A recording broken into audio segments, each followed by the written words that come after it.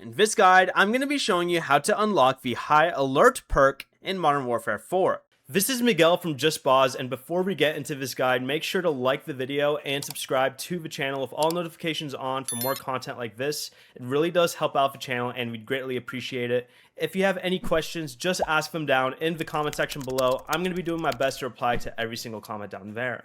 During the Modern Warfare 4 beta, High Alert unlocks at player level 16. So just play multiplayer matches and earn XP until you reach level 16.